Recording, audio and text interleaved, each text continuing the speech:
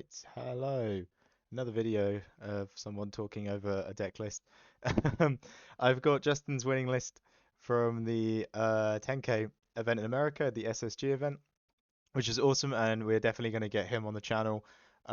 Most likely, we're thinking of ideas to do it and just scheduling it. Would hopefully like to get a video of us talking over some of his gameplay and talk about the lines and like the thought process of how you play it. I definitely think that some of those matchups on the screen, on the stream were quite intense, even for what people would describe as just an aggro deck. I think sometimes to win in the hard spots of an aggro deck, it becomes quite tricky. So yeah, we'll definitely get him on the channel again and get him talking more about Kiwi because that's sort of what I love to do. So his list is very much the same as what I've sort of been showing out there. Of course, like he is the creator, he's the person who made this deck, and I am but a mere servant. I don't know. So yeah, we do always talk about different changes and stuff like that and what cards could work. And I think yeah, the cards he swapped in are very very safe choices and just very good choices as well. I think as well from chatting with him, like when I've run it, I run it at the Content Creator Store Champs, and then I run it at Germany. And the cards that I'd mentioned are quite dead half the time, or by dead I mean just not very good in the deck. Like they're turned into ink or they just become bad top decks. Well, one of them is Baymax. I've always kept Baymax around in the deck. I find him quite like this icon. I mean, I've got the poster in the background. You can see it over there. He's kind of like this icon of the deck. Like he was this unique card that we used. He was a unique Sapphire card. Like we were probably the only deck in the format that was using it. In the game that was using it. Maybe some like blue green or maybe some like really funky Ruby Sapphire decks would, but we would, and just kind of wanted to keep it around. I thought it was really good. I had enchantments of it as well. I was like, I really like this card. But to be honest with you, at a competitive point, you have to kind of say like, right, when do we need to take the shiny cards out of the deck? And yeah, it just been underperforming every moment. Of course, you'd have those one really unique moments where you top deck it and it heals your Smee for 2 lore, and that's like the 2 lore you need, or you run a Robin Hood and hit something, and then you play the Baymax and heal something. So like overall, Fundament is not a bad card, but especially in 2 game format and doing like I think Justin ended up playing 10 rounds of Lorcana. Like you want to try and make the list as consistent as it possibly can, not just try get these like nice little plays in these nice little set pieces. So I think I've always suggested Baymax was a flex spot as well. Had a lot of people who wanted to play the deck but just didn't have Baymaxes, so I've always said he can be changed out. I've always just suggested any 5 drop will do. Any 5 drop will do. I've suggested a few other ones like the Mickey Mouse shift line.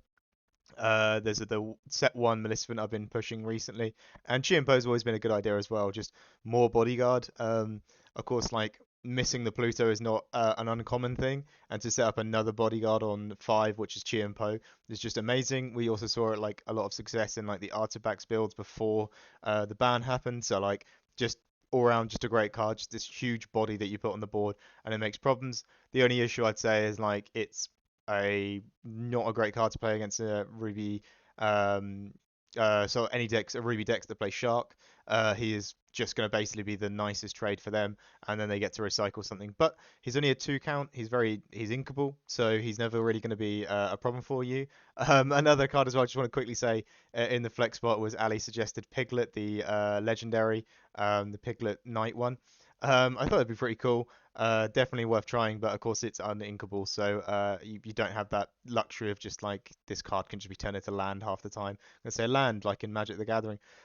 So yeah, I think Chiempo is like if you're looking for the most consistent like competitive list, it's probably the best thing to put in there. It does then like of course as well, Justin doesn't run the Wendy Darlings in there or a Scrooge McDuck, and we are kind of getting to this point where we are pretty much playing a steel deck with just like a couple Sapphire cards in there. But the cards that are in there, like Alice and Cogsworth, just bring the deck insanely together. And McDuck Manor is a card that I think every color combo wish they had in a 9 health location.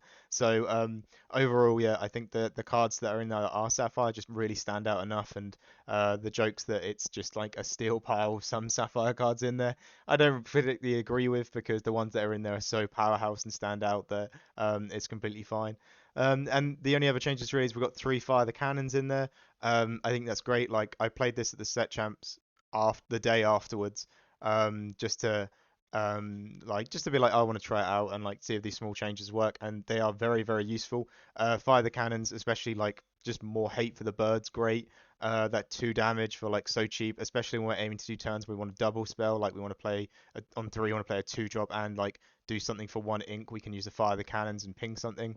Um, just later on in the game, if they run like a Maui, a 5 cost Maui into a Smee, you can just ping and finish it off. And it's just, yeah, it's always great just all over around to have that cheap little removal damage that you can throw in there. And with the order of the 1 drops, like I know he's always been a big fan of Mickey, and I've suggested like when I've been playing that including Happy hasn't. I started with the mines and Happy and Doc. I took the mines out because I was like, I think Happy is probably just fine. And then Happy was only kind of really useful into green, purple, and yellow, green. But like even at that point, yellow, green just could kit or muse bounce or whatever, and it wasn't that great. So it was only yellow, green, and then it's like if only green, purple, and if the green, purple doesn't have coves in its list, which they sometimes started adding now, it's like, oh, okay, this card's just becoming useless. So I felt like I was including a card to do a job that I didn't even do. It wasn't helping me versus Diablo. So yeah, definitely just use that space for something else. Just put some fire the cannons in there and be like, if I need to shoot a bird, it's fine. Our game plan's always been like, you don't really need to kill Diablo because the deck doesn't draw very heavy. So the only benefit they really get is 1 card a turn. And if to set it up, they need a little Diablo, a 3 cost Diablo, and discard an action. So it costs 3 cards for them to use it. So by turn 3, they'll have the payback of using 3 cards. The draw and which at that point you could have maybe got yourself into a winning position. There's also a character on the board that can't really trade or do anything. It can sing some songs and stuff like that, and that's great. But if you're giving everything ward, it should be all right. So yeah, like the Diablo hate is in the deck, but it doesn't necessarily need to be in there. Sometimes that fire the cannons can just be, you'll get some really interesting things like a Lawrence. You can ping a Lawrence, then run a Calhoun, and then take the Lawrence out. So that's just awesome. And the uninkable count went up to about 14. But I do agree with Justin that if you include the cards like Mulan, they can sort of just clean up the hand. Like especially you've done a heavy mulligan, you've kept a Mulan. You can be like, right, yeah, I need to clean this hand a bit now because I've got like double Docs and double Alice or whatever. You play it, you draw, and even if the next card isn't uninkable, it's like, well, at least I've saved myself from drawing into that uninkable next turn, so I could prep for a little bit longer. So yeah, just great. And Mickey Mouse, like so much Amber Steel right now. So just this character that's on board that's going to quest for 1, and if they don't remove it, it's kind of like, they're not going to really put a Strength of the Raging Fire into Mickey Mouse, are they? They can't let the Storm Rage on it. So it sort of just sits there questing, and then sometimes you'll get this like really fun maths where Mickey and Calhoun is enough to take out a Daisy, and it didn't even take any damage back because they both have resist 1. You put the Cogsworth on top, and that's great as well. But all those sort of minor little changes, like completely just, I think they're very good points there. And we're really at the point where the list is very much locked. Like it's Alice Pluto, and we use Cogsworth, and then like Smee is just never going to come out of the deck. And Doc kind of needs to be in there because you can't really build a deck with no card draw. Even if the deck doesn't have that much card draw, it needs to have some card draw. Of course, Peter's in there. I think John Silver as well for me, and Justin has said as well, it's just been such a powerhouse of a card. It needs to always be in the list. So a 3 counter, that's fine. And we love Gantu, so we always keep Gantu around in the deck. Like just this big quester that we can give ward and quest and like close these huge gaps like we might be getting. Like it can do almost 1/4 of your required lore in 1 quest. And imagine if it survives, it's going to do almost a half of how much lore you're required to win the game. So that's just amazing. Strength is like the card that every stale deck uses because it's so good and it's inkable at the worst of times. And the Robin Hood package we're still good with. I think I've been suggesting some people to take the Robin Hood package out if they don't want to buy the Robin Hoods. I think that's fine. You could, especially in this list, you could play 4 Mickeys and then play the Mickey Mouse shift line instead, or just any 5 drop that is beefy. Because a lot of the time when we play this deck, we aren't even aiming to do that shift line. It's kind of only really against a more aggressive deck where a 3/6 on turn 3 would be very useful. Or maybe we just want to keep questing out, but into like Ruby decks, like we don't really want to shift it quest of it, and then like a turn or 2 later they run a Maui into it and it gets removed, and it just feels horrible because we haven't gone 2 characters wide like our 1 drop and our 3 drop. Instead, we've just made that into, we've shifted it, so we'll actually be going less wide on the board and eventually just losing the game. So yeah, we're kind of ending up playing the Robin Hood on 5 like as a hard play a lot of the time. So that's why, in my opinion, if you don't have the money to buy the Robin Hoods or just don't want to buy the Robin Hoods, like you can easily just swap that out for any other 5 drop that's going to be doing a big amount of lore, maybe a lot of pressure on the board with like warding. Like even things like Bagheera, like I'm just suggesting one legendary for another legendary, but of course one's a lot cheaper. Just any other 5 drop is like fine by me in my opinion.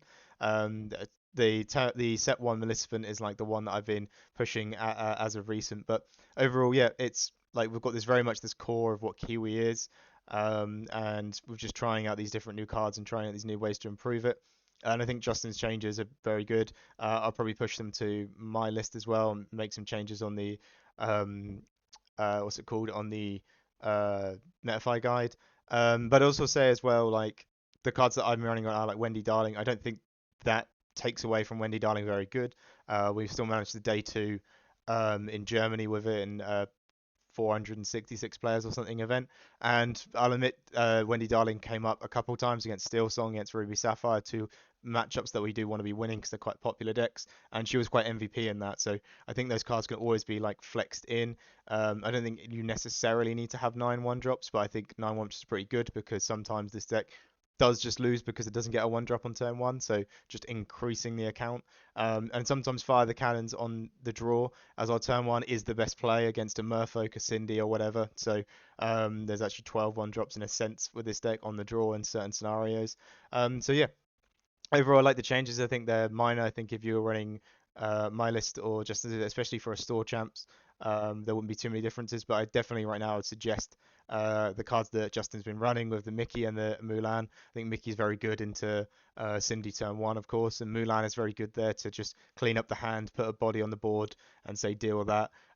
Into like purple steel, like Mulan's pretty great. You know, they can't really quest for their SME because you get this insanely good trade where it's this utility card like that's going to run in and take out your 2 drop, and it's also giving you that cycle with a draw discard. So yeah, like I say, it's not massive changes. I'm definitely going to try to get Justin on the channel so we can have a chat about the reasons why he's gone for these changes and like how the day was because he played. I think his score was 8-1-1 in the end, so must have been an awesome day. And yeah, I'm sure we could all learn a lot.